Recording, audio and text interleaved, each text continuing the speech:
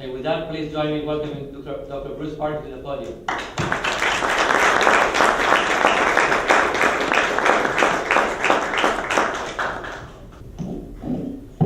Thank you very much for the introduction. And as was just said, I also want to thank Larry Weinstein for inviting me.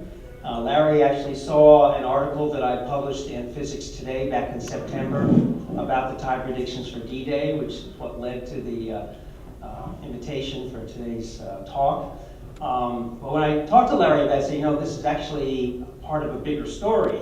And I have a book that has been out. It actually came out in paperback day before yesterday, but it's now for about a year as a hardcover.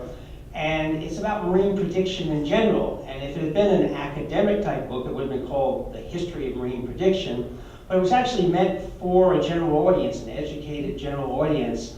And as so often happens when you're dealing with,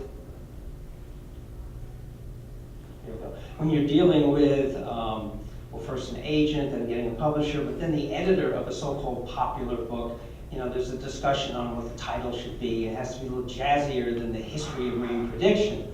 So The Power of the Sea, Tsunami, Storm Surge, Road Wedge, and Our Quest to Predict Disasters was kind of a compromise title and subtitle.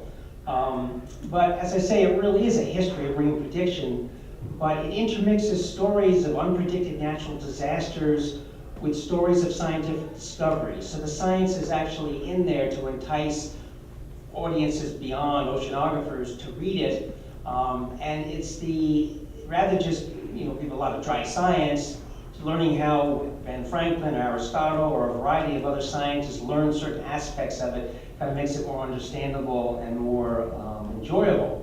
And of course, the idea is for it to be entertaining, but also to be informative. So it still has like endnotes that are at least a quarter to a third of the book, so the academic part's in there, but it's written, for everybody, really.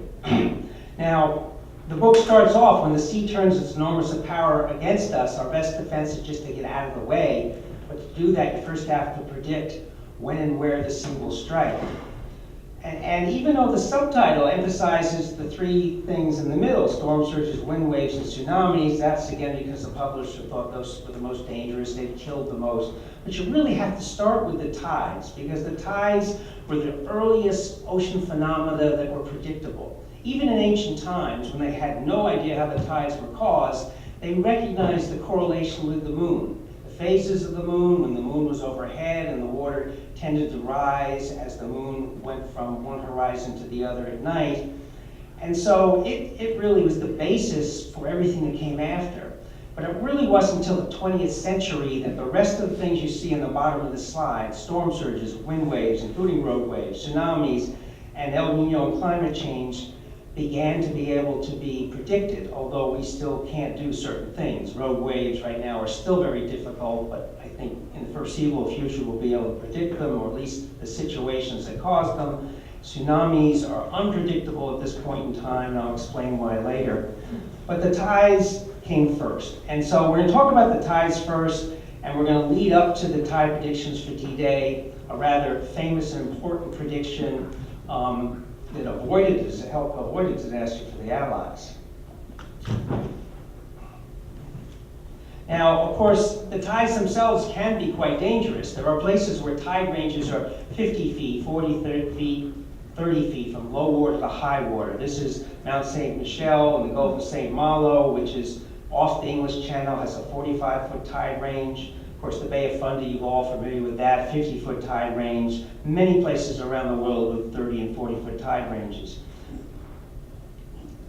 Now, this is near Anchorage, Alaska, with about a 40-foot tide range at spring tide. And this person standing there is about a 6-foot guy. And when the tide rises up to 40 feet, that's how high it would be over his head. And the fact that it can still be dangerous means in some situations, for example, hunters would go out on the mud flats, and sometimes it's quicksand in certain areas, and they would get caught in the quicksand and couldn't get out. And then the water starts rising at 6 or 7 feet an hour, and pretty soon it's over your head and it's freezing cold. And there's stories of hunters breathing through the barrels of their shotguns like straws, trying to keep from drowning, and often not succeeding. Of course, nowadays the Coast Guard has helicopters, pumping machines, the hunters have cell phones, when they do something stupid like that, they get out there pretty quick.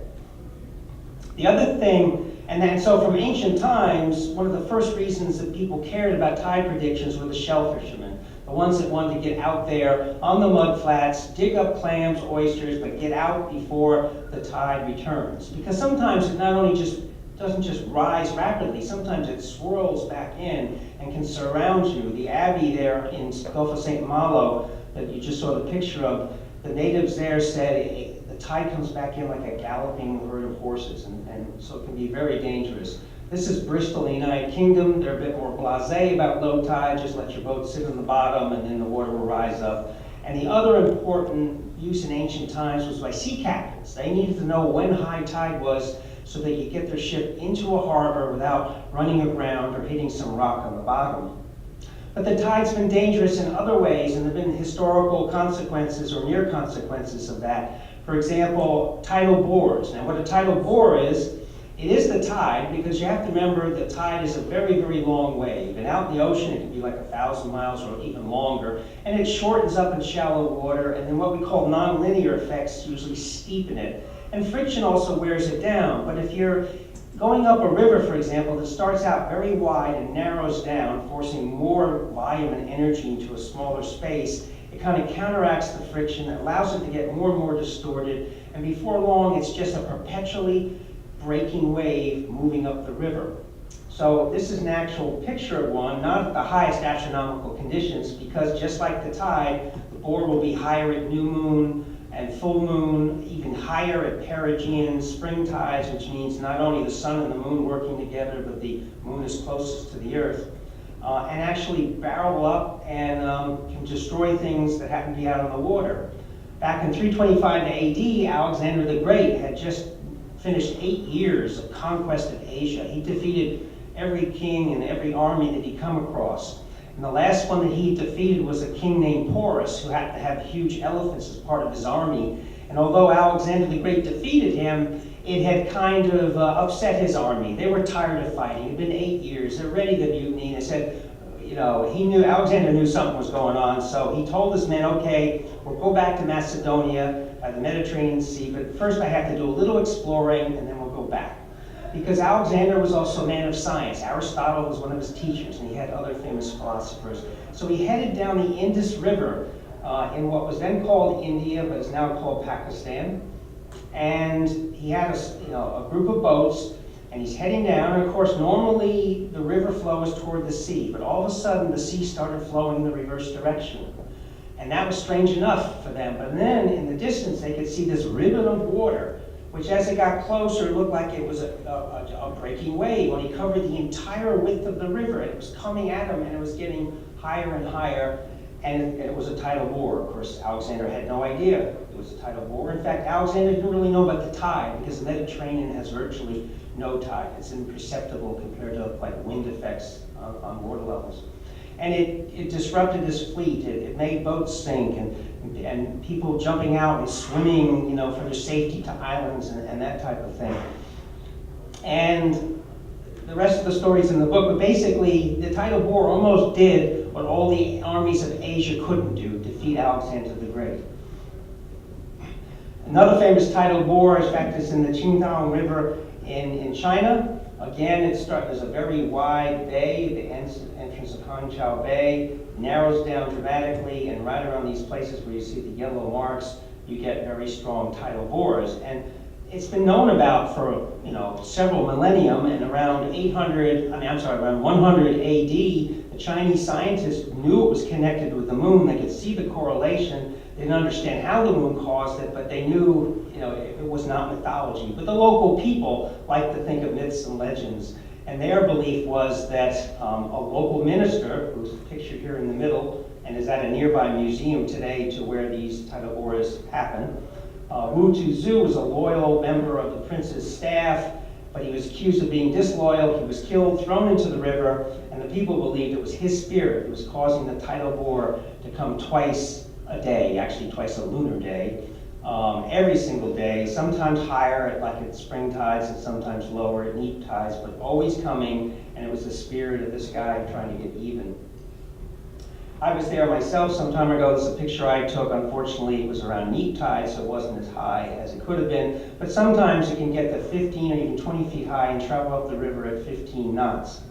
And sometimes it can even surprise the tourists who come to watch it, because tourists still come to watch it every single day. They hold family reunions there.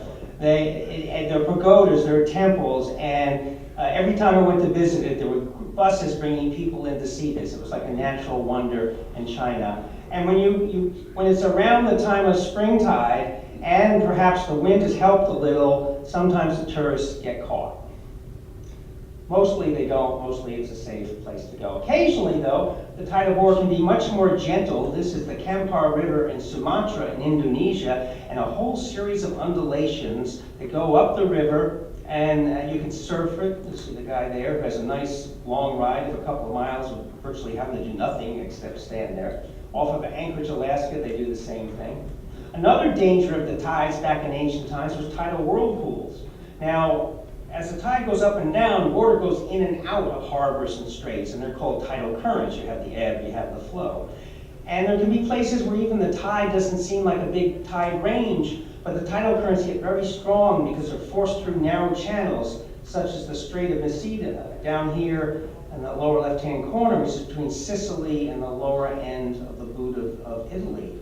Now, this is a very narrow strait, but then it suddenly widens out, and these nonlinear effects come into action, these inertial effects, and they create these tidal whirlpools that literally can suck ships underwater because they can be so strong. And in Homer's Odyssey, Ulysses comes to this strait with his men, and there's supposed to be two monsters there, Scylla and Charybdis. And Scylla is an 8-headed monster, but Charybdis is this ocean monster that sucks ships underwater, and it's Homer giving some human personification, so to speak, to this tidal whirlpool. So who among the ancients first made the connection between the tide and the moon? Well, as I said before, basically anyone who stayed up at night and watched the moon go overhead, depending on where in the world you are, sometimes the tide is rising exactly as the moon reaches its zenith overhead. Sometimes there's a delay of an hour or so. And then, of course, they noticed that during full moon, when it was really bright, you'd have tide ranges much larger. They're a little confused by the fact that during new moon, when there was no brightness at all, it also had the largest tides. But basically, confused or not, and they mostly believed it was the gods that was causing this, they still saw the correlations and they could still make predictions.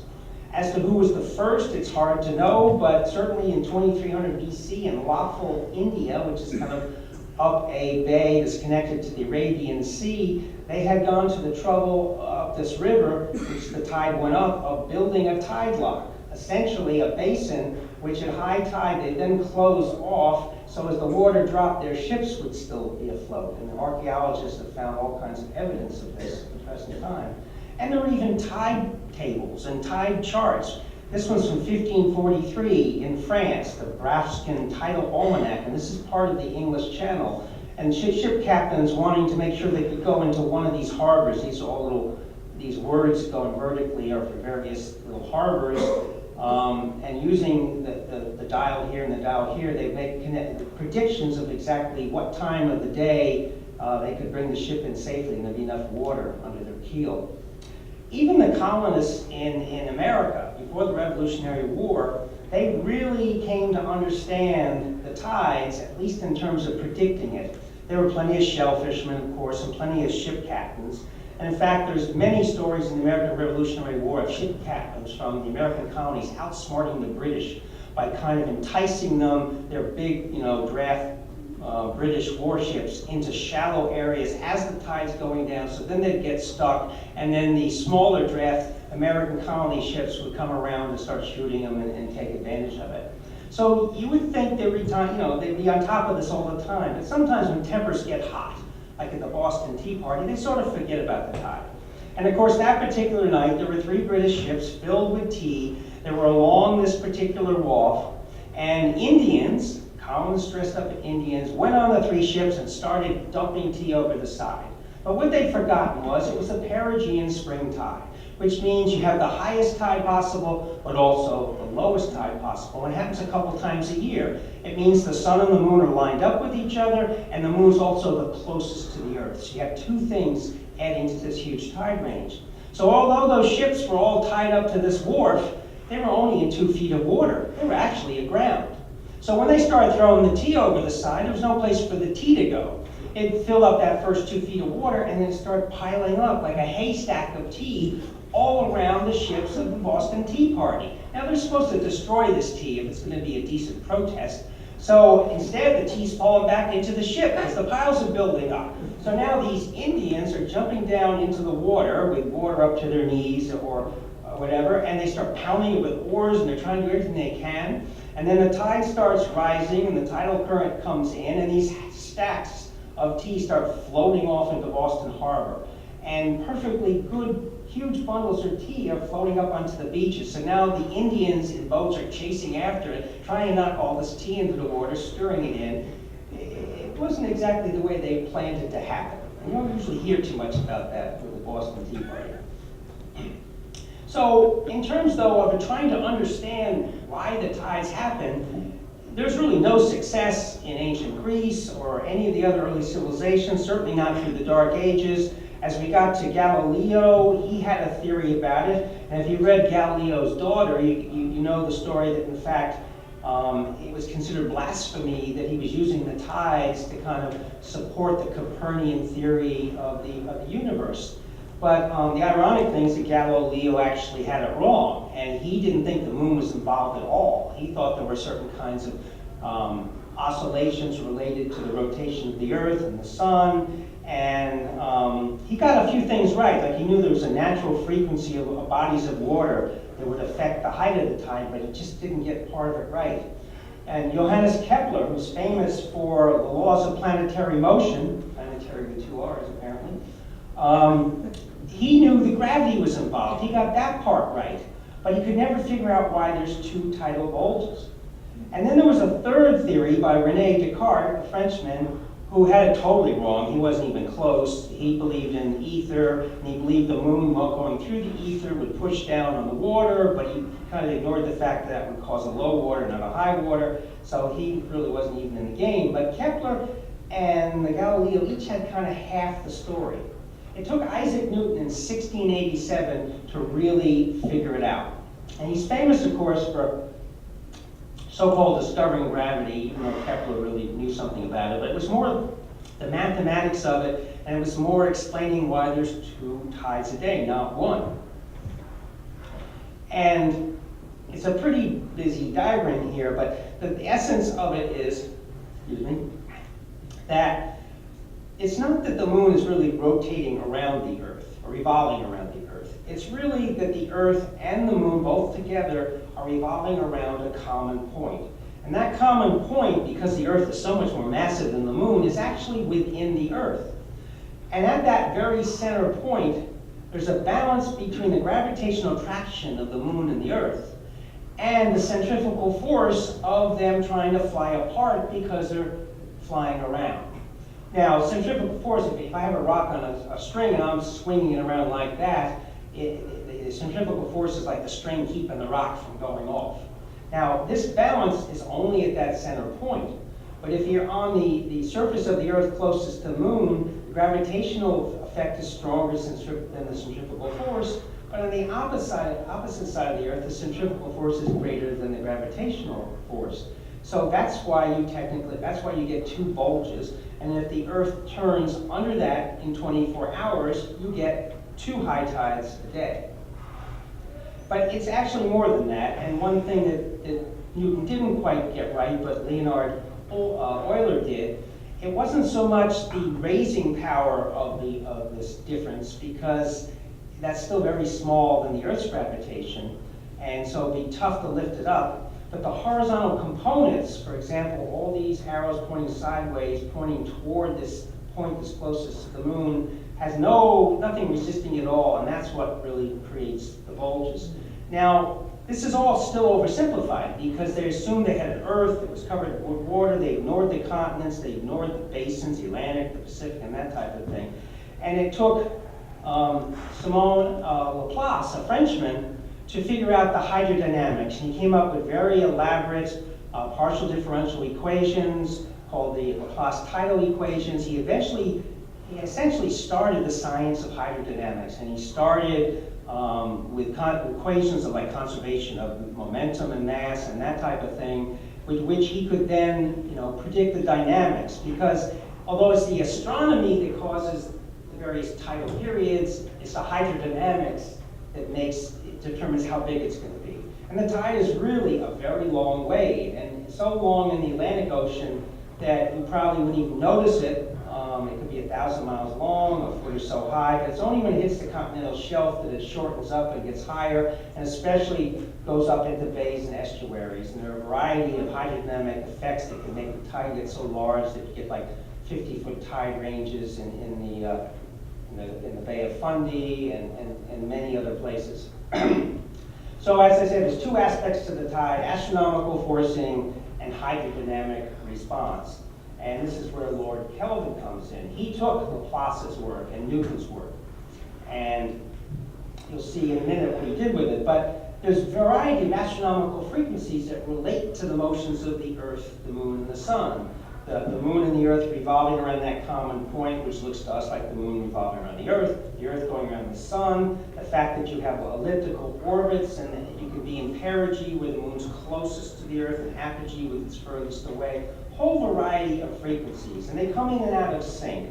And so, for example, a spring tide means, like if it's full moon and new moon, the Earth and Sun are lined up with each other, and both forces are working together. And the Sun's force is roughly a half to a third of the Earth force, and hydrodynamics changes that. But then, if they're working against each other, it's not as big. So it's like these are the two forces coming into phase and going out of phase, and you can see the difference here.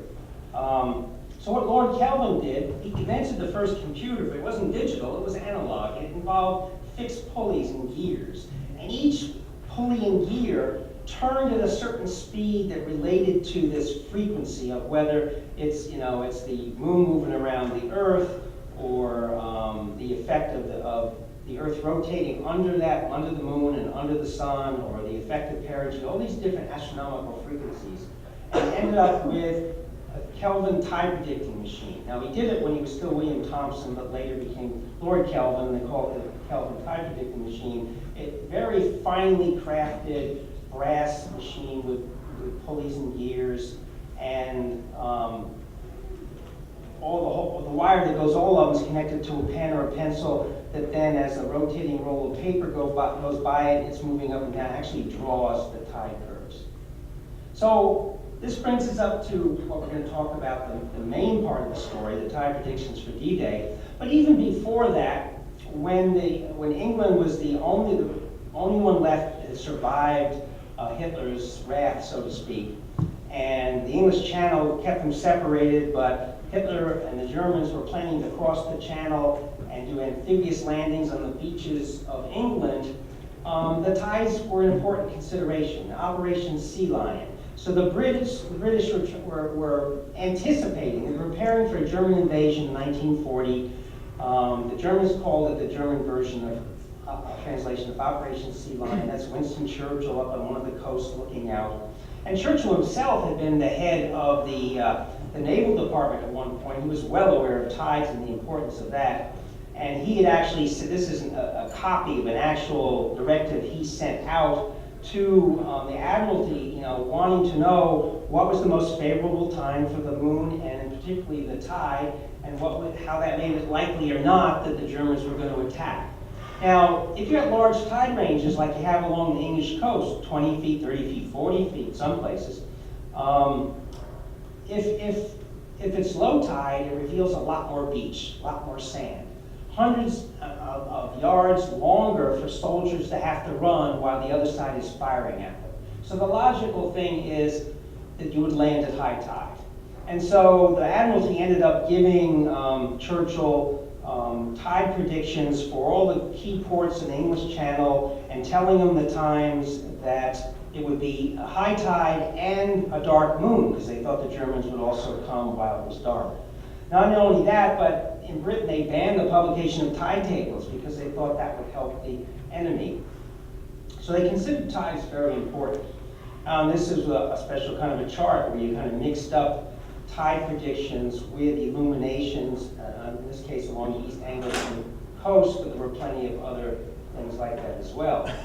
So luckily, sea lion didn't happen, but of course, a couple of years later, or more like 4 years later, on June 5th, 6th, and 7th, were a 3-day window that, well, we'll get to that in a minute, but where they eventually did land was the Normandy beaches with a 20-plus foot tide range. All along the entire English Channel, it was at least 20 feet. We saw the Gulf of St. Malo was 45 feet. And even as you go up into the North Sea to Belgium and Netherlands, large tide ranges.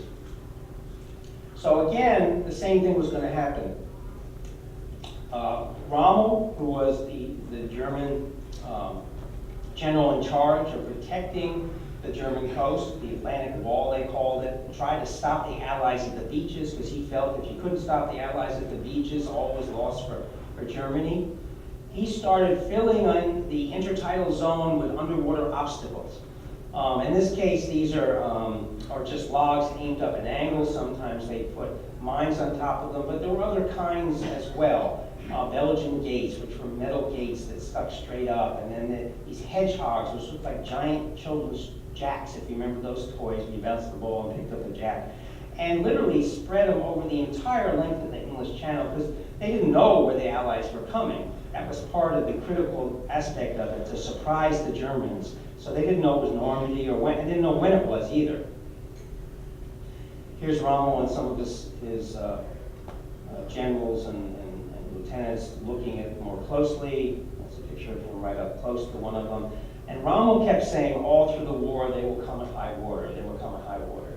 But of course the Allies had seen these from their air reconnaissance. They knew they were there, they knew why they were there, so they changed their plans. They said, okay, we're not going to come at high water, we're going to come at low water, we're going to send in demolition engineers at low water to blow up channels between, through these obstacles so there'll be safe places for the landing boats to go. And the problem was, this is the Liverpool Tidal Institute, and this is where the tide predictions were going to be made. They had 2 tide prediction machines there. One was the Kelvin one you saw a picture of before, and then there was a second machine. And the person who was going to make them is Arthur Dudson, who's pictured right down here, who was at the Institute. It's part of Iston Observatory, and he was the most famous tide expert in the world at the time. And the second fellow here, William Ian Farquharson, was in the Royal Navy. He was their tidal superintendent in charge of the tide tables and that type of thing. The problem was, because Germany had France, they didn't have the data to do the tide predictions. And the data in this case meant data that you could analyze to create what we call harmonic constants. And harmonic constants are an amplitude and a phase of each of those astronomical oscillations. Each one of these gears corresponds to one of these pairs of numbers, but they didn't have the data.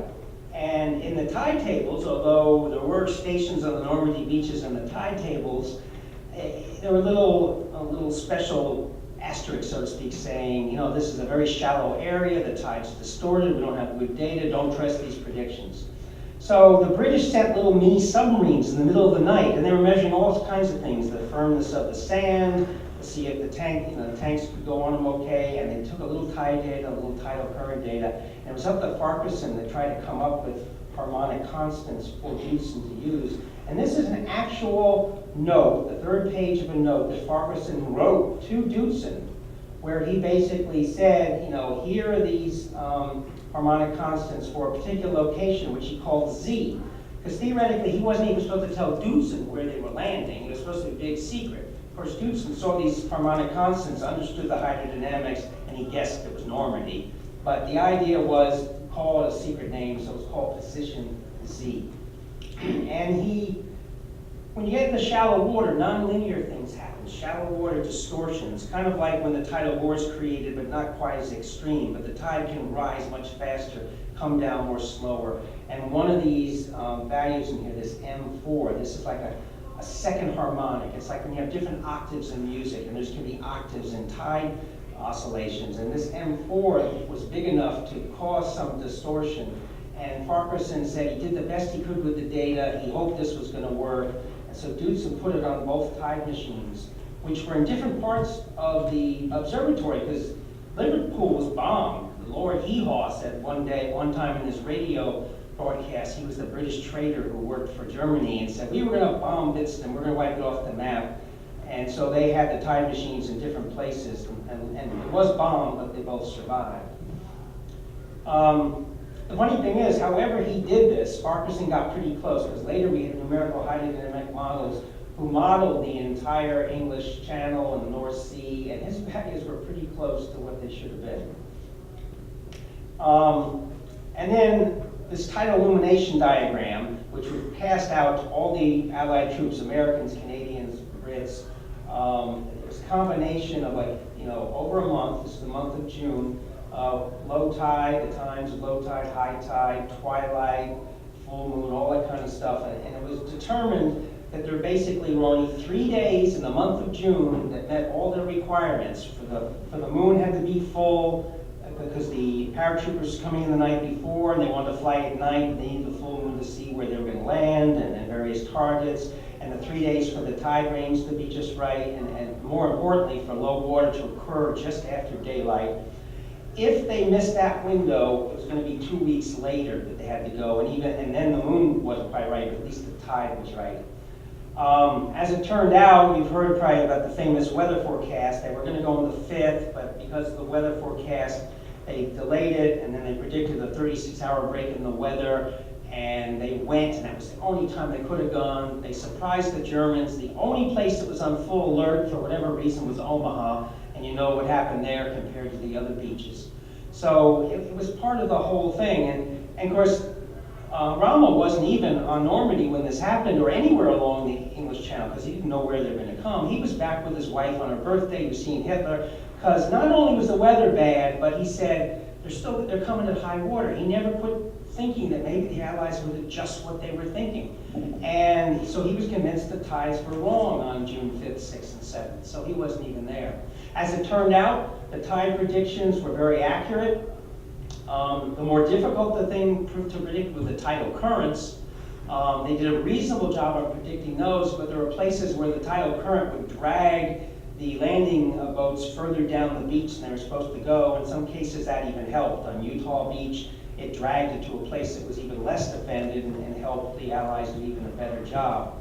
So that's kind of it in a nutshell in terms of that. This is the American tide predictor machine. This is still viewable in Silver Spring at the NOAA campus. There's a person here, Carl, I don't know, where are you, who has actually worked with this machine. So you have a member of your society who actually has physically made adjustments, felt it, run it, and that's pretty amazing. When he told me this, I couldn't believe it. These are some of the gears and pulleys. There's more than 30 constituents, but the 10 biggest are the ones that usually are most important. Here's where the tie crib is drawn after the wire goes over all these gears and pulleys, and then moves this pen and it causes that. Now, these things are incredibly accurate. It's just that they're slow. I mean, it could take a couple of days to do what you can do in a split second on a computer now. But the mathematics that went into doing this is pretty much the same as the mathematics that's put into a computer program to do it. So they were really beautiful creations. Now, even today, though, you say, okay, the tide's so predictable, no one dies from the tide anymore. We're going to get to later things where people are killed by all sorts of things, but why the tide? But occasionally it happens. In this case, Morecambe Bay is a bay that's off the Irish Sea, but on the English side. And it's a bay with a 30-foot tide range.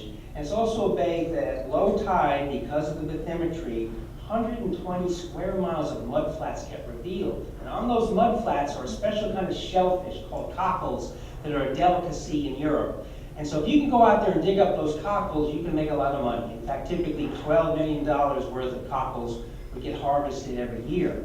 And there was a drought actually the year before, so there was even less cockles. So the following winter, in 2004, there was such a demand from the prices were so high that people went out there who shouldn't have. The local fishermen knew what to do. They knew what the tide prediction said. They would go out there on fast tractors, dig it up real fast, and get out of there before the tide came back.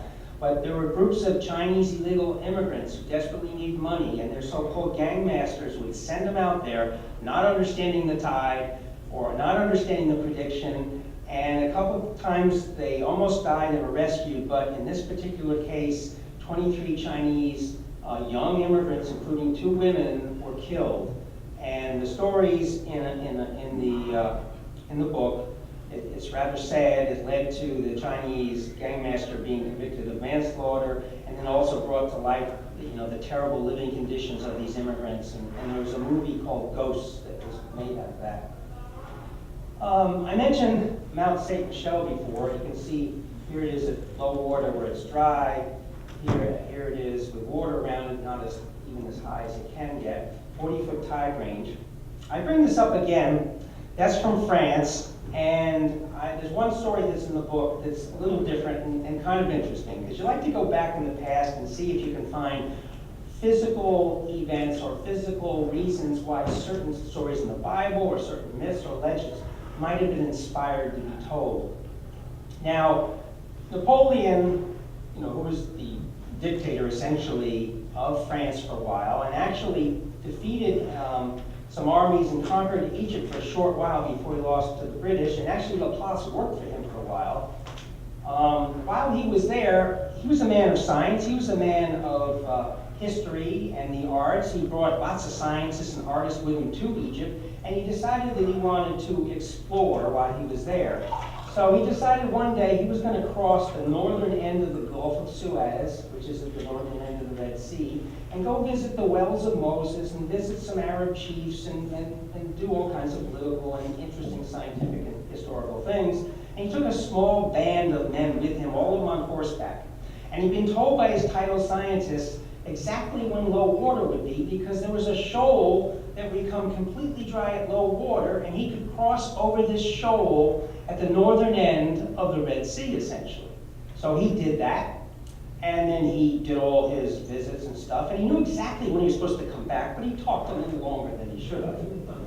And when he got back, they started going out on the shoal, and all of a sudden the tide started coming back in. Now this is more like a 10-foot range, nothing like the big ones we talked about, but still high enough to get to the head of a horse when you're riding there, and to be swirling around you the way it came back in. And then there was a little wind that picked up, so waves are slapping on them.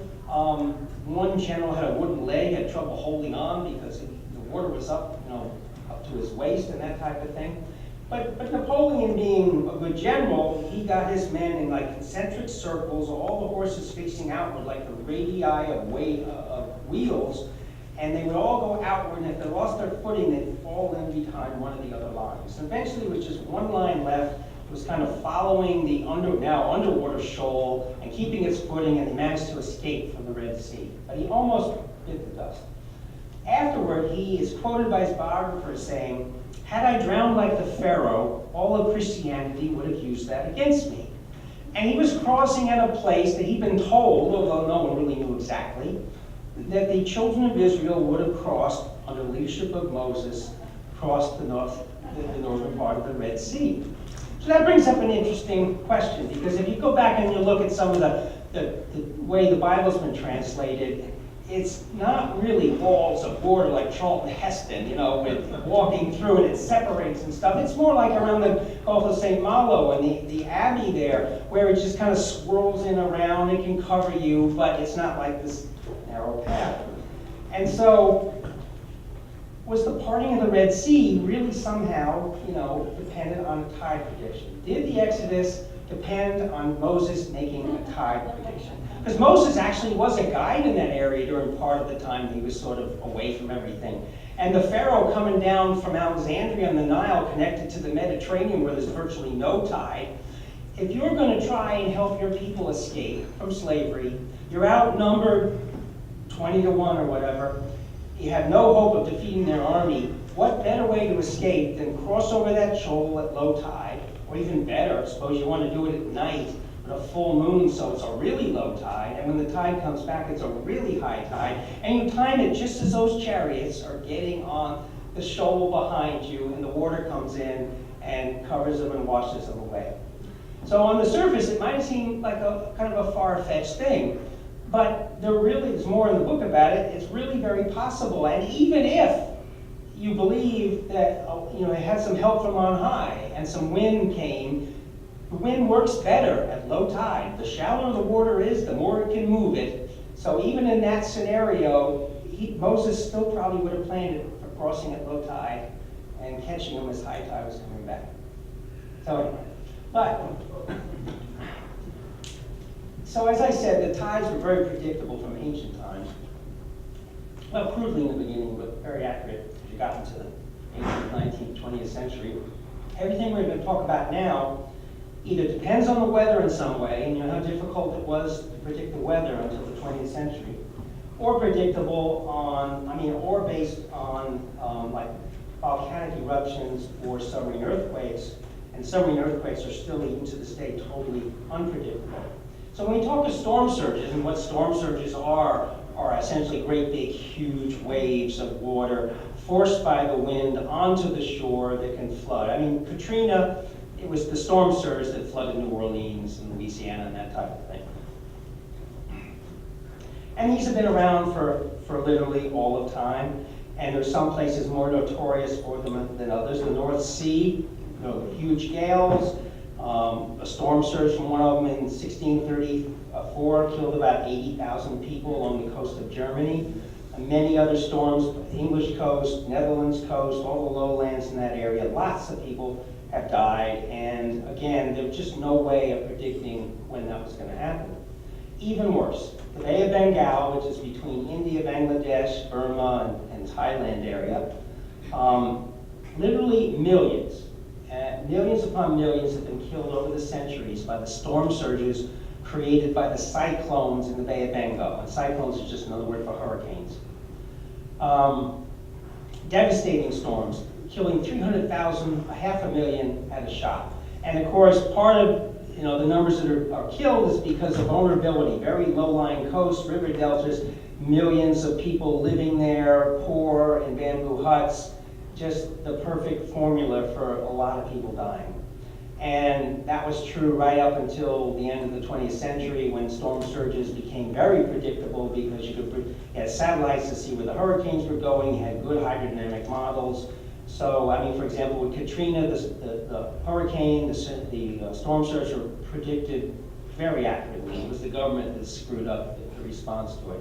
And in more recent years, when you heard about 140,000 people being killed in Burma by a recent storm surge, it was because their military dictatorship government just didn't care about the people, didn't warn them. They were given plenty of predictions from India, the United States, saying this is what's going to happen, and they just ignored it, and that's why so many people died.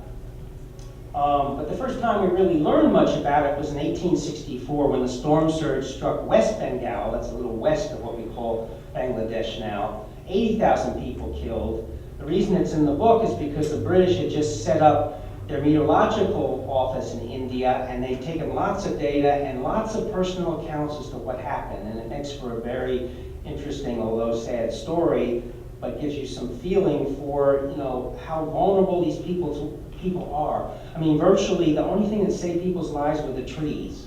The trees, the water could go by them, has a small footprint in the water, they bend, but they survive. And if people could grab onto those trees and hug on for dear life, they could survive. So naturally, children didn't, old people didn't, a lot of women didn't, and even the men who did were just, they were bloody from just holding on for hours as the water goes piling by them. Now, of course, because meteorology is involved, that means to predict storm surges, you got to be able to predict the storms. You got to predict the gales of the North Sea, the northeasters off of East Coast United States, or the hurricanes and the cyclones. And so in this book, there's a little bit of history of meteorology as well. And you get to see people like Ben Franklin being mentioned. He's one of the first people, the first American certainly, maybe the first in the world, to recognize storms as moving systems of winds that could move in a different direction than the wind direction itself.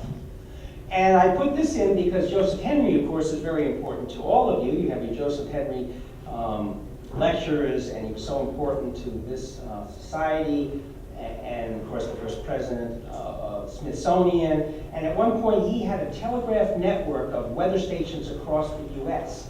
And I couldn't find a picture of it. This picture shows him with a little map of the United States, but supposedly in the Smithsonian was this big, huge map. And every couple hours, telegraphed meteorological data would come in from all across the country, and they could actually see these weather systems moving from west to east or slightly southwest to northeast, and the storms moved just like Franklin had said. Because Franklin, when he thought about it, he kind of equated it to a chimney. He said, as the hot air rises and then cool air comes in from the side, just consider the Gulf of Mexico like the chimney, and maybe the northeast United States is where the cool air is coming from. And so the air would rush in and cause winds and stuff. So he talked about how that moved and stuff. And of course it got a little bit more advanced when Henry actually had a network to see this and measure it. And Fitzroy over in England started one later, a variety of things. So some of that's talked about in the book as well. And storm surges were even dangerous in the United States, as you know, from Katrina. But the biggest natural disaster in U.S. history is still the Galveston storm surge of 1900. There were 6,000 bodies that were found, 2,000 missing, probably pulled out to sea because the water comes in, it's got to go out and dragged out. This particular area of Galveston, a couple of houses survived, and that's just the sheerest of luck, the way the water moved and that type of thing. But all this lumber had been from houses similar to those, totally destroyed. It's the story in the book, Isaac's Storm, which maybe some of you have read. Isaac himself was a river forecaster. He's not really an expert on this, but he very stupidly told the people of Galveston, you have no worry. There's no way a storm surge is ever going to hit you. And not only was wrong, but his wife died as well. And in my book, the story kind of focuses on the fact that even back then, politics, even in science, you get it every once in a while, the Washington office of the fledgling National Weather Bureau was jealous of these priests in Cuba who were trying to do hurricane prediction with a bunch of real-time systems, much like Henry had going at one time. And they had gotten used to it and noticed some patterns, and they'd actually said that a hurricane was headed for Texas, but they kept that information from getting out, and they turned out to be right, and the Weather Bureau was wrong, and so even there, the warnings came only as the storm surges was arriving. And there's more of that in the book. But going back to the Bay of Bengal, as I said, many times, the most recent really deadly one was 1970. There have been some pretty big ones since then, but then at least 300,000 people died, and perhaps 500,000, because the body counts are very tough to do. And it happened in what was then called East Pakistan. Now sometimes there's all kinds of historical ramifications of something this disastrous. Now the British had owned India, but once they gave it up as a colony, the Hindu part in the middle became India, and then on the west end and the east end, the Muslim end became Pakistan. But there was a big difference between the west end and the east end. The west end, East Pakistanis had a link to the Middle East. They spoke a different language. The East Pakistanis were Bengalis who'd been converted to Muslim. I'm not really sure how that happened so far from there, but literally there are millions of Muslims now in East Pakistan. The West Pakistanis treated the East Pakistanis essentially as second-class citizens. They really didn't treat them well. They took economic advantage of them. So resentment had been growing. But when 1970 came and this storm surge killed perhaps 500,000 people, West Pakistan initially didn't even try to help East Pakistan.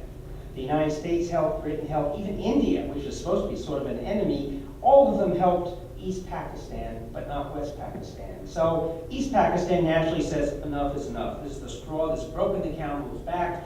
We're going to think about seceding, become a separate country. So what's Pakistan do? They send in an army, start killing East Pakistanis. They made a mistake of starting to kill Hindus, not just Muslims, but Hindu Bengalis. That brought India into the war. India defeated West Pakistan very quickly, so East Pakistan got its independence and became Bangladesh. But the whole thing was sparked by this storm surge that killed so many people. And there's a lot more details in the book about that. Now, I mentioned the parting the Red Sea, so it was hard to resist not looking at Noah's flood, especially because there have been all these theories about a real event that could have been the inspiration for the story. And you may have read the book or heard about the one about the Black Sea that floods up because of water that built up from glaciers melting and eventually it burst and caused this huge flood. But there's been a lot of studies since then that pretty much debunked that, and they haven't found remains they're supposed to find, and it's probably too far in the distance for oral tradition to carry that, distant time I should say, for oral tradition to carry that story into the future. But the thing that's interesting, one of the things, it's not just in the Bible. This story's in the Quran, it's in Babylonian documents. The very first story where it shows up is in the Sumerian clay tablets that they found in the area of the Euphrates River, the northern end of the Persian Gulf, because they were the earliest civilization in that area. Even India has a story about it. And all the stories are similar. Mankind's been evil, we're sending a flood to wipe them out. Noah, or whatever his name was, you've been good, and you build a boat and put some animals on it, and you'll be saved. In India, there was a little twist. The god came down in the form of a fish and kind of got the rope in his mouth and pulled the boat away. But all the stories are pretty similar. So, you hear about 40 days of nights and 40 days and 40 nights of rain. You think, well, that's where the flood came from. Many of the stories, it was 6 days or very little rain. And in all the stories, even the Bible, there's some implication of the water coming from the sea and moving up the Euphrates and up onto the land. And so naturally you think storm surge. If a storm surge hit a low area and made it to the horizon, it would look like it covered the world. It wouldn't have been that much of an exaggeration to say that it covered the whole world. So a cyclone that's in the Persian Gulf easily could do that, but look at the entrance to the cyclone. It's very narrow. Back in, I guess it was 2005, Cyclone Gonu, the first Category 5 cyclone in probably 800 years, came in this area of the Arabian Sea and couldn't get past this. It's just too narrow, friction would wear it down. But 4,000 or 5,000 years ago, due to tectonic changes, the land was lower, the sea level was higher, and that entrance was wider. So it's conceivable that thousands of years ago, when the entrance was wider, a very rare cyclone could get in there and cause a huge storm surge, which would have washed over everybody and been so major that it would be the stuff of legends. The only country, I mentioned all these countries that have these stories, that doesn't have a deluge story, a giant flood story, is Egypt. And that's because they actually like floods. The Nile flooded, it brought nutrients in. So it had to be a country that was scared of floods, and it had to happen very rarely. And so there's more about it in the book, but it's not that far-fetched to think that it really could have been a storm surge from a rare cyclone thousands of years ago. Now we get to wind waves. Now, storm surges were hard enough to predict, but now think about wind waves. Wind waves are not just from your local storm. Wind waves can come from storms across the ocean as sea swell, very long wavelength waves that cross over the ocean and hit you, coming from lots of different directions. And surfers even now say, I'm planning to go surfing in a week because there's a storm off the Aleutian Islands or the storm off Japan, and the sea swell is going to get to my favorite bar where I like to surf. And this is well known now, but back then, very difficult. And so predicting wind waves was nearly impossible. They knew maybe the winter being more frequent because there's more storms, or certain areas more likely than others, but incredibly difficult to do. However, there was one time where wave prediction literally saved the Western world. And this happened at the Battle of Salamis, which was a naval battle. Now, if you've ever seen the movie The 300, or probably didn't see it, but you heard about it, and 300 Spartans in some narrow gorge holding off the entire Persian army for a while. That's actually based on a true story, but of course greatly exaggerated for the movie.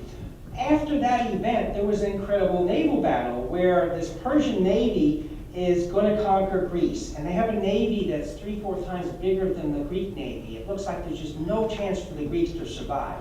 And if the Greeks, which was the birth of Western civilization, get wiped out and Persia wins, who knows what we would be like today. It's just totally different history from that point on. But the Greeks, of course, are very smart. This Strait of Salamis is a very narrow strait with tall hills on both sides. The wind really whistled through there. But the key was, it was land breeze, sea breeze. And most of you probably know this, but a land breeze and a sea breeze, when the land is very hot, the air rises, so the cooler air from over the sea comes in toward the land, creating the land breeze. The opposite happens at night. It's warmer over the sea, air raises, the wind goes the opposite direction. It's very cyclical, roughly a 24-hour cycle, some changes according to geography. And so it's very predictable. And the Greek fishermen had told the Greek Navy that around 10 in the morning, after the wind from the sea gets strong enough, very large waves are raised in the Strait of Salamis. Now, the Persian ships were big and huge, had lots of archers on them, very powerful, looked like they should dominate, but they weren't too maneuverable when the waves got real high. Whereas the Greek ships are a little lower and sleeker, and they can move better in waves. So what did the Greeks do? They just sort of suckered the Persians into the strait. They literally were rowing backwards to avoid fighting them until they got into the strait around 10 in the morning when the waves got really big. At which point the Persian ships couldn't maneuver. The Greek ships went around and stuck their spikes into them on the tips of their ships and did all kind, just totally wiped out the Persian Navy because of a wave prediction. But mostly they're not very predictable. And all sorts of people contributed to it, to trying to figure it out. And one of the funniest and best really was Ben Franklin. Ben Franklin was on a ship one day, a British ship, heading for Nova Scotia, where they're going to conquer a French fort. There were about 50 ships, and very kind of a rough day and windy. But and of course the ships each created waves behind them. And Franklin's looking out the back of his ship, noticing that the waves are really smooth. And he says to the captain, "How come it's so smooth behind my ship, but behind the other ships it's still rough?" And the captain looked at him almost disdainfully, said, like anybody would know this, that the cook must be throwing greasy water out the scupper. And so Franklin's thinking about this. What does that mean? So light bulb goes on. He remembers reading ancient documents from Plutarch even, that if you throw certain kinds of oil on the water, that the waves disappear. So Franklin started doing experiments, and he figured out that olive oil and fish oil did a pretty good job. He'd come up to some lake where there were waves. He dropped some oil, it would spread out, and sure enough, the waves disappeared. Now, he didn't understand exactly why, but he understood one thing. And there's really two kinds of wind waves. One is what we call gravity waves. And they're pretty big, and if the water lifts up, gravity pulls them back down. Or if it's a trough and it's gone below the average height, the water pressure pushes it back up, and that's because of the weight of the water around that trough, and that's gravity also. But the smaller, teeny little waves, it's surface tension. That's the thing that restores the force if there's any kind of little push into the water surface. When you ever see cat paws, if you're a sailor and you see a little light wind come through and you see these little waves that zip across, those are the capillary waves, the cat paws. And Franklin understood that those little waves are probably needed for the big waves to grow because the wind could push onto the forms, the shapes, and make them bigger. But he was a character. He's known for joking. Poor Richard's almanac has all kinds of jokes and disrespectful things, all kinds of things mixed in. But what he did was he used to take walks with his friends down by the water, down by the lakes, and he hid a little thing of oil in his cane. And if there was any kind of waves on the water, he'd walk up to the edge of the water, he'd raise his cane over like a sorcerer and say, "I will make the waves disappear." And he'd shake his cane, the oil would drop down in the water, the waves would disappear, and his friends' mouths would just drop. Oh my God, this guy is a magician. But the really amazing thing about Franklin was he figured out 200 years ahead of his time how wind, just regular oscillating kind of turbulent wind, can get the waves really big. And he explained this by using a huge bell like the Liberty Bell. And he said, here's this huge bell, and if you're going to try to push it with your finger and make it move really far, you can't. It's just too heavy. You can get it to move a little bit. But if you let it swing and swing back and hit it just as it's swinging back again and hit it again at a little bit more energy, and then it swings and comes back and you hit it again, and you do it and you do it, and you put little bits of energy in each time, pretty soon that bell is really swinging a large distance. It's what we call resonance today. And he said basically that's how the wind does it too. The wind just adds a little bit of energy at a time to get the waves bigger and bigger. And one of my thesis advisor, in fact, was one of the guys, a guy from Cambridge named Owen Phillips, who mathematically came up with the theory, and it was so similar to Franklin's theory 200 years before. I mean, Franklin was amazing. This is one founding father that's not overhyped. The guy was really a genius. In the book also, I talk about not just the tide predictions for D-Day, but the sea swell and surf forecasting for D-Day. And up until World War II, there really had been no method at all to predict what the waves should be. But a guy named Walter Monk, who's in his 90s now, and actually looked over my chapter for me, he was at Scripps, and his mentor was a Norwegian oceanographer named Harald Sverdrup, and the two of them came up with, for the time, the best possible forecast method based on wind speed, direction, fetch, which is the length of water that the wind's going over, looking at swell coming from storms and a variety of things, and then even looking to see how that turned into surf on the beaches. And I don't think I have time to really go into the how and the why, but it was first tried in North Africa when George Patton was trying to take the beaches near Casablanca, and then it was used in D-Day successfully. And even more important, it was used after D-Day because the Allies were able to keep moving supplies and men across the Normandy beaches and not be forced to try to take a couple of harbors because of the efficiency that they could move the supplies based on the wave predictions. The really big waves, though, you hear about road waves now, but for years and years nobody believed in road waves. The only kind of big waves that people believed in were close to the shore, or in very strong currents like the Gulf Stream or the Kuroshiro. Literally, they understood the hydrodynamics of the shallow water, how it made it bigger. They didn't know quite enough, as it turns out, because they usually put their lighthouses in the wrong places, because something called wave refraction, where the shape of the bottom focuses energy along shallow ridges and points, or away from deeper, like canyons, really makes a difference. In this case, Eddystone Light was wiped off the face of the earth on 4 different occasions, and many of the other lighthouses were as well. And likewise, waves going opposite a current, like opposite the Gulf Stream, they understood mathematically how energy from the Gulf Stream could be pumped into the waves to make them bigger.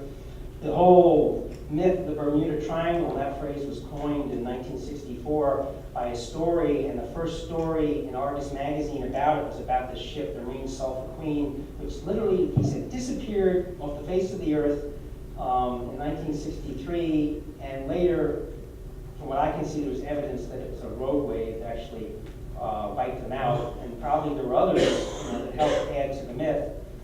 In December 8, 1942, 16,000 Americans were on the Queen Mary, heading from New York City to Scotland, to be part of World War II, and literally a 92-foot wave almost capsized it. If it had gone a couple more degrees, it would have flipped over. There's all kinds of interesting personal accounts from that talked about in the book.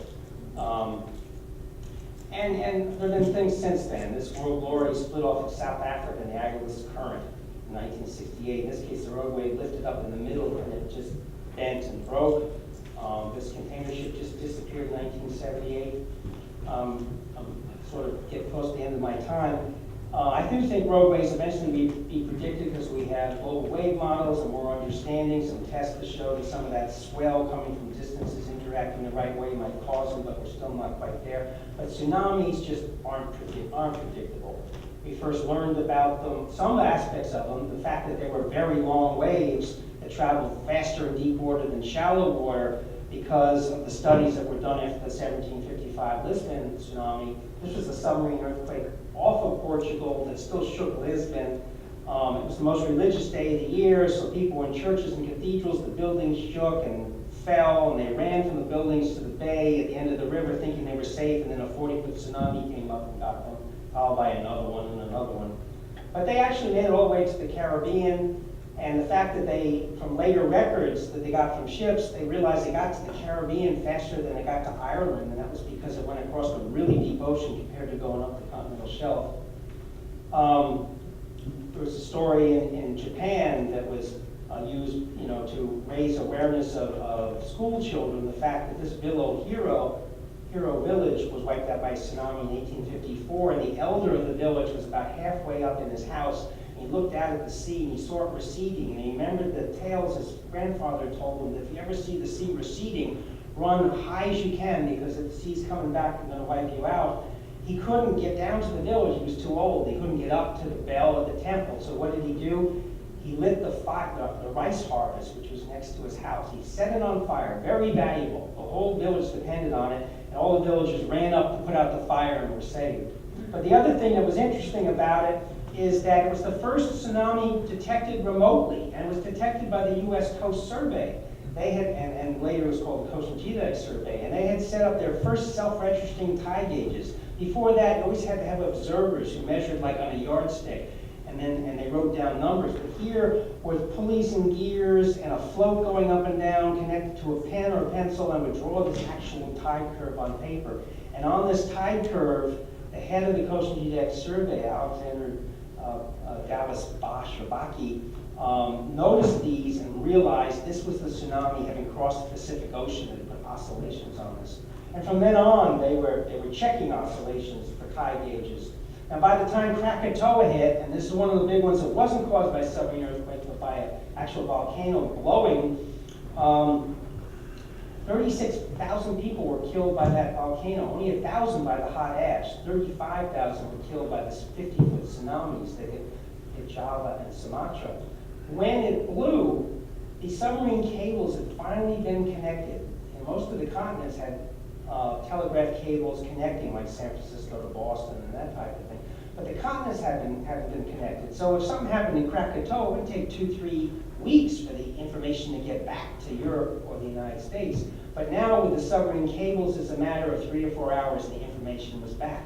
Nowadays they call it the Victorian internet, you know. The fact is it had much more of an impact back then than even the internet has today, that the world was now connected news-wise like it never had been. Problem was, they heard the volcano blew, but then the first tsunami broke the cable. So suddenly they had a news blackout already. It was the first time they'd actually had any kind of fast news. But the Coast Survey oceanographers saw 1-foot oscillations on their tide gauge.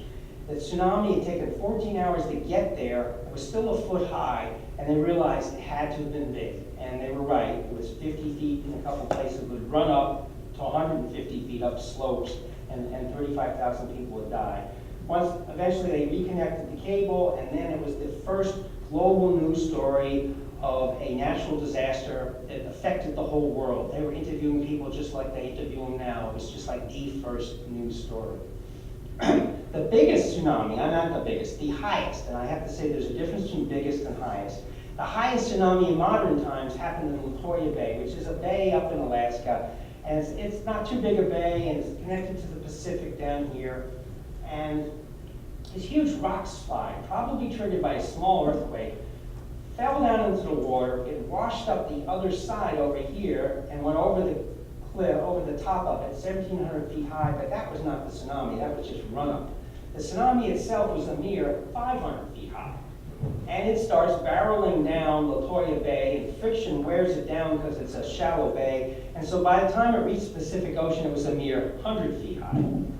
However, there were 3 fishing boats sitting here at the entrance to Latoya Bay, and the tsunami picked up all 3.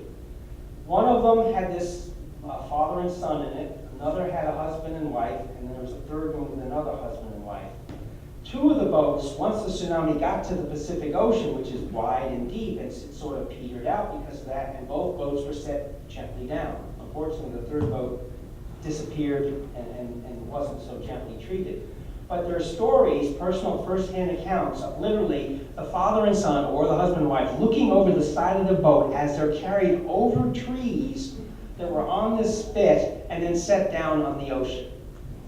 100 feet high. So you can imagine what the news stories were like back then and how popular these people were for interviews and stuff, but it's a pretty amazing story. The reason I said the highest, not the biggest, that was not that much of a volume of water that got displaced by the rock slide.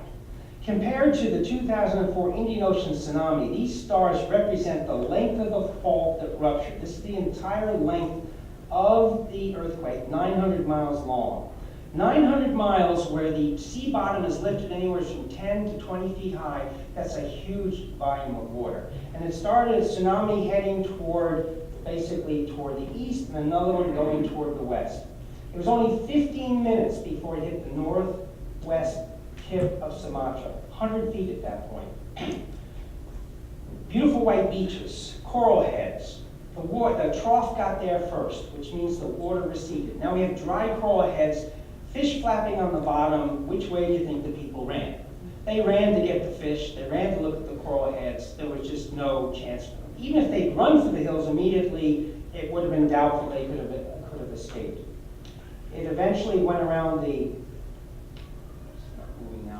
northern tip and came and hit the city of Banda Aceh. Basically, almost more than 200,000 people died in the first 30 minutes. By the time I got to Thailand or further to the east, it was much smaller, 7 feet, 10 feet, 12 feet, depending on where you were.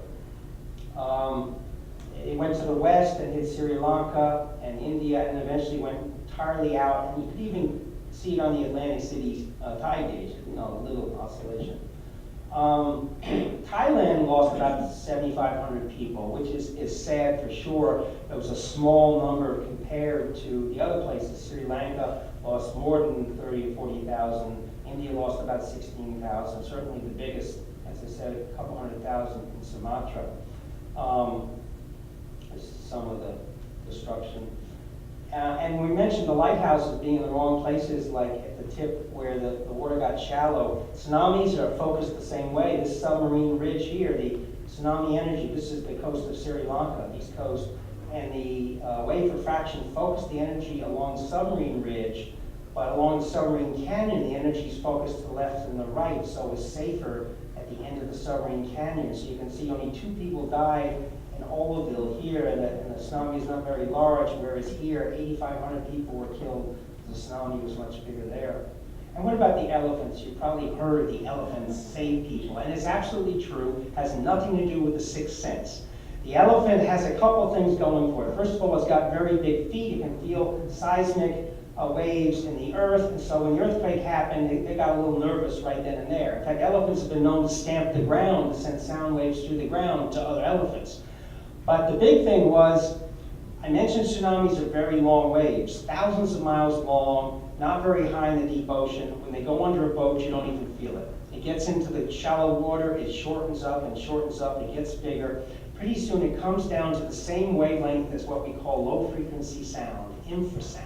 Sound that elephants can hear with their ears, but we can't hear. So when the tsunami got close to the shore, it caused an oscillation in the atmosphere above it, creating these low frequency sounds. And here are these elephants, and they hear this incredible roar coming from the sea. They run in the opposite direction, frequently with scared tourists on their back, not realizing their lives are being saved. And that happened in Thailand, India, Sri Lanka, and Indonesia. The tourists were on the back of elephants that ran for the hills because the elephants heard the tsunami coming. Now, of course, the facetious thing to say is how the elephant tsunami warning system then, but scientists, can, sense low-frequency sound. They're actually doing research on ways to do that. But the question is it really going to help? Because as we'll see, when you're really close to the epicenter of a submarine earthquake, there are some problems. Here's a place in Thailand where this used to be covered with water, it receded, then the tsunami came. These people survived, but some others have been out there. And the big difference between this kind of wave, the tsunami wave, and let's say a surfer type wave, or a wave you see at the beach. If you're out there swimming, some big wave's going to crash over you, what do? You dive under. It's a safe thing to do. You can't dive under a tsunami. Top to bottom, it's like a bulldozer of sediment water just going forward. You try to dive under it, forget it. You go over it sometimes if it's not too big with a boat. The other thing mentioned briefly in a lot of newspapers was the fact that some peoples knew what to do. This Simile Island here is the closest landmass, I'll look that way in the map here, to the epicenter of the earthquake. There are 76,000 people on that island, only 2 people died. And that's because they had oral traditions. Grandfathers telling their grandkids, if you see the sea recede, run for the hills. If you feel the ground shaking for more than a minute, run for the hills. They all ran for the hills. In fact, they even had special huts up on the hills just in case they had to run for the hills. And they hadn't had a big tsunami for at least 100 years, yet the stories continue. So tsunami awareness is what saves you when you don't know it's coming. The Locan Sea gypsies in Thailand, the same thing. They either went inland, or they knew that if you went out to sea, the tsunami wouldn't be that big, so they'd take their boats and go out to sea.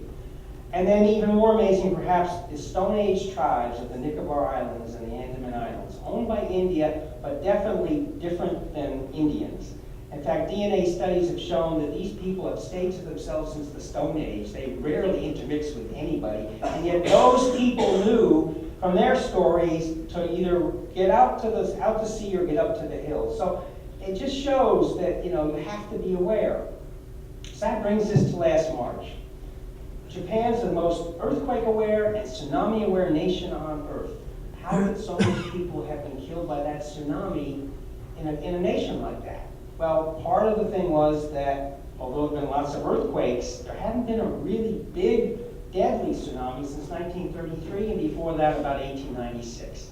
In 1960, this Chilean tsunami from the biggest earthquake in modern history crossed the Pacific and did hit Japan and killed about 140 people.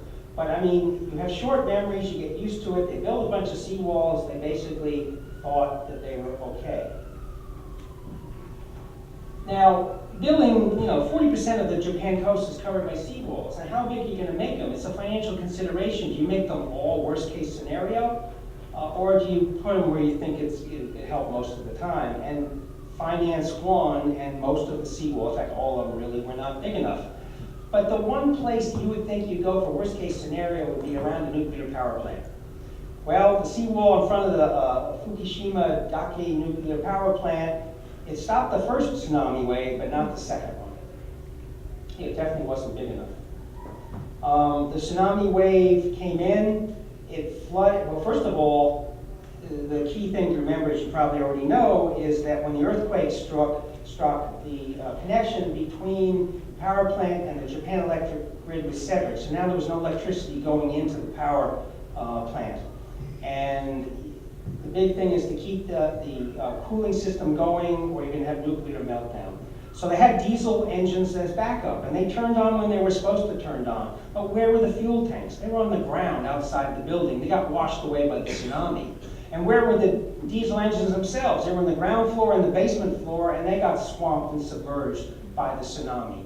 If either the wall had been bigger and the building itself resisted the power of the tsunami, if the diesel engines and the fuel tanks had just been put on higher floors, they never would have had the nuclear accident. But the saddest thing is the fact that many Japanese, had sort of forgotten about the tsunamis being that big a danger. They thought the seawalls would protect them.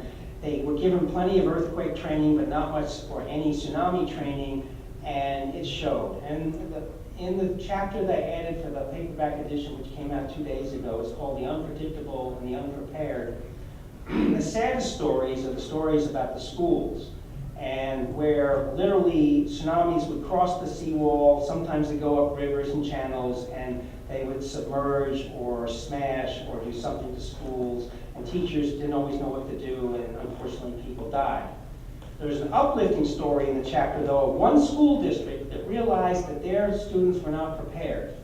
In fact, their whole district was not prepared. And they hired a specialist from a nearby university, a social engineer in disasters, to come in and teach their people about tsunamis and what to do. Well, the adults wanted nothing to do with it. They held a few classes, nobody came, so they decided to teach the elementary and the junior high schools. And they didn't just do evacuation drills. They integrated it into the curriculum. In science class, they talked about how tsunamis were created. In math classes, they talked about how fast they went in different depths of water. In history class, they talked about some of the old tsunamis that hit Japan. In everything, they did that, and they taught, number one was how to save yourself. Save yourself and help people around you. The problem was, in past tsunamis, families were always worried about family members. Instead of just escaping, they went looking for their family members. So they had to tell the kids, don't worry about your parents, and even worse, they had to tell the parents, have confidence in your kids. They're going to know what to do. You try to escape because your kids are escaping. And sure enough, in that one district, not a single kid was lost out of 1,000 some odd kids. They lost 5 kids in the whole district, and they were at home, and there were special circumstances, but all the kids at school survived. And one story in particular was a junior high and an elementary school next to this river, both of them, and the tsunami was coming, and they knew it. And but unfortunately, the PA system didn't work. The teachers couldn't give instructions, but because of their training, they knew exactly what to do. And they all filed out of the schools, and the junior high kids took the hands of the elementary kids, and they went up the hill, and they went to the evacuation center that had been designated, but they've been taught to think for themselves, and they could, in the distance, kind of hear the tsunami coming and said, we better go higher. And they went higher, and sure enough, the tsunami was wiped over the schools, got up to the previously determined evacuation center, but didn't reach the kids, and they all survived. So the thing is, now what about tsunami warnings? I mean, I say they're unpredictable, and they really are. How much warning did the Japanese have? Well, the fact is that most submarine earthquakes don't produce tsunamis. And so because of that, you can't just give a tsunami warning every time there's a submarine earthquake, or you get lots of false alarms and everybody will just, ignore them. So you need some kind of system to detect them. Once you detect it, you pump data into the numerical model, and you can predict very accurately, where they're going to go and how long it's going to take there. These are called dart buoys. They're pressure sensors on the bottom of the ocean connected to a buoy at the center, and in real time they're measuring the sea surface movement as measured by the pressure on the bottom. This particular buoy right here, 33 minutes after the earthquake, you can see these dots here, that was the tsunami going by. But they also use tide gauges, like I said before, real-time tide gauges. This particular tide gauge, very close to where the epicenter was, not only showed it was coming, it was literally destroyed by the tsunami 29 minutes after. Now, we have a tsunami warning center. There's several of them. There's one in Hawaii, the first one. It was actually created by the Gulf Coast and Geodetic Survey back in the 1940s. It does an excellent job on predicting when it's going to hit Hawaii and California and all these places. But most of the deaths happen right next to where the earthquake happens. And I have to say the Japanese Meteorological Agency did the right thing. Even though they had detected no tsunami, there is some knowledge that the bigger the earthquake gets, the more likely there'll be a tsunami. This was a 9.0. This was the 5th biggest in modern history, so they took no chances. As soon as the seismic data told them that this was going to be huge, in 3 minutes they put a tsunami warning out. And yet the tsunami hit the coast 26 minutes after that. It's not much time to do things. Some Japanese knew what to do, some didn't know what to do.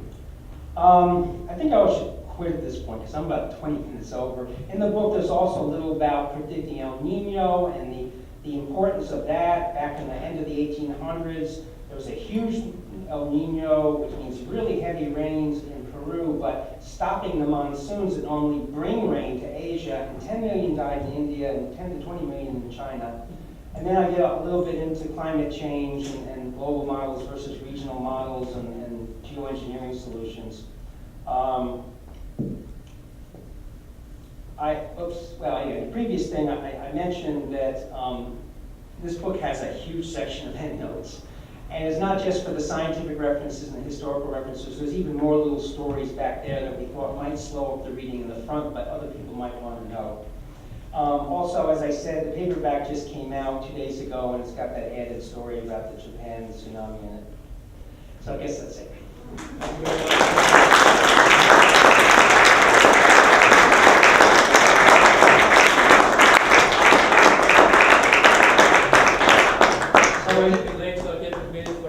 Questions, please stand up and speak out because the recording is not just to the acoustics. We're going to go. One point,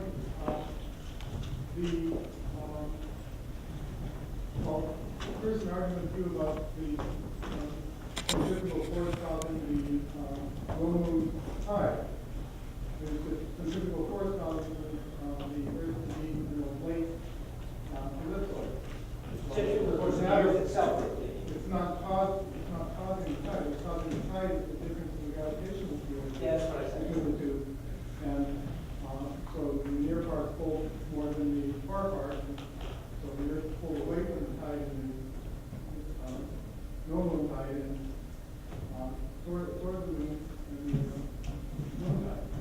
So I think that's what I did say actually, because the centrifugal force of that mutual revolution on a common point, although they're balanced at that one center point, at the point furthest from the moon, the centrifugal force is strong stronger than the gravitational. On the other side, the gravitational is stronger than the centrifugal, so that's why you get the two bowls. Yeah, it's not the centrifugal force that's causing the tidal bowl, it's causing the lake bowl. Well, the centrifugal force of the Earth's spinning has its own centrifugal force, but of the orbit of the whole two bodies moving around that center point, Yeah. that's balanced at the center point. As you get further away from the center point, either toward the moon, the gravitational force is stronger, or away from the moon, on the other side, the centrifugal force of the tubes revolving is greater. So it's different than the one on the Earth. And I do want to argue about the quantum mechanics. Quantum mechanics is all amplitude and phase. Very good point. Yes. I just want to clarify, I did have the privilege of working on the machine when I was a high school student in the 1950s. And we were working on the tides on the coast of Siberia, because remember that was during the Cold War. And I learned a valuable lesson working on a machine.